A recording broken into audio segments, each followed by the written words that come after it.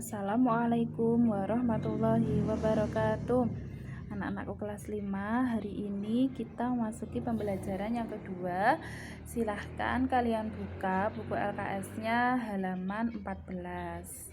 Nah, mengenal nama Allah Subhanahu wa Ta'ala dan kitabnya. Yang pertama yaitu mari mengenal Allah. Jadi nanti kita diharapkan mampu memahami makna Asmaul Husna, Al-Mumit, Al-Hayy, Al-Qayyum, dan Al-Ahad. Masih ingat apa itu Asmaul Husna?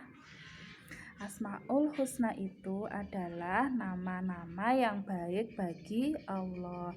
Nah, Asmaul Husna ini jumlahnya ada 99.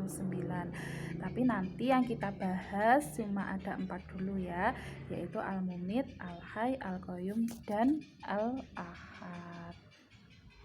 Nah, mengenal Allah melalui Asmaul Husna.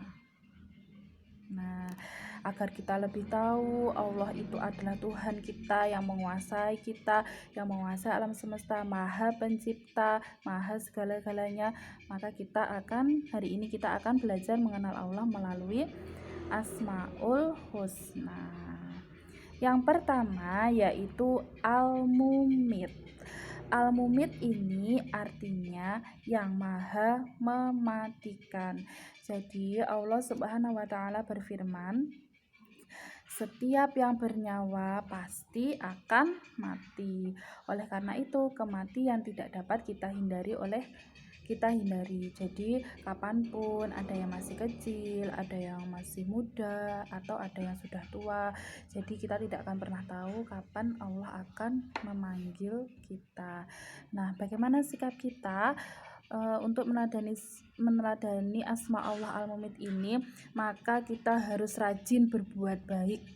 Jangan pernah bosan untuk berbuat baik, selalu menjalankan perintah Allah dan menjauhi semua larangan Allah. Kita harus rajin sholat, rajin membaca Al-Quran, rajin belajar, patuh pada orang tua, patuh pada guru, agar bekal kita untuk hidup di akhirat nanti itu banyak dan kita selamat dari siksa api neraka. Nah, yang kedua yaitu Al-Hayyu. Al-Hayyu artinya yang maha hidup. Jadi bahwa Allah Subhanahu wa Ta'ala itu hidupnya selamanya dan yang memberi hidup makhluknya. Jadi Allah itu kekal, tidak akan mati, dan Allah lah yang memberi kita kehidupan. Hidup atau mati ada dalam kekuasaan Allah. Contohnya ada orang yang sakitnya sangat parah, tapi Allah belum menghendaki dia mati, maka dia tetap hidup. Tapi ada orang yang sehat, terus tiba-tiba dia tenggelam atau berenang tiba-tiba tenggelam, maka kalau Allah sudah mentakdirkan, Allah sudah menginginkan dia meninggal, maka dia pun juga meninggal. Itu karena hidup dan mati seseorang itu ada di tangan Allah. Oleh karena itu, bagaimana sikap kita? Tugas manusia adalah memelihara kehidupan dan mencari rezeki yang sudah disediakan oleh Allah. Seperti memelihara diri sendiri, yaitu kita makan minum secara teratur, jangan berlebihan, menjaga kesehatan, keluar ketika memakai masker, jangan berlebihan, dan selalu menjaga kebersihan. Nah, karena kita tidak pernah tahu kapan Allah akan memanggil kita. Yang ketiga yaitu Al-Qayyum. Al-Qayyum itu artinya berdiri sendiri atau mandiri. Jadi Allah tidak membutuhkan siapapun. Allah mampu berdiri sendiri dan melakukan semuanya sendiri. Nah, bagaimana sikap kita untuk meneladani Asmaul Husna Al-Qayyum? Yaitu kita harus berusaha melakukan semuanya yang kita bisa itu secara mandiri. Misalkan merapikan tempat tidur, menyiapkan peralatan sekolah, mencari sendiri pakaian sekolah, dan tidak menjadi anak yang manja.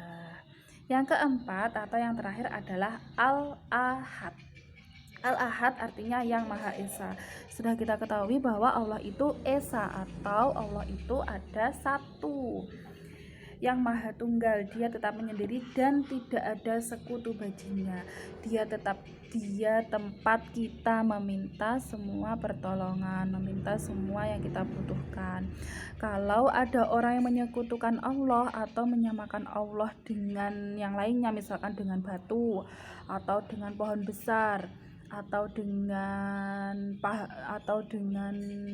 patung, nah itu namanya syirik, menyekutukan Allah. Orang yang melakukan syirik disebut musyrik dan itu merupakan dosa besar.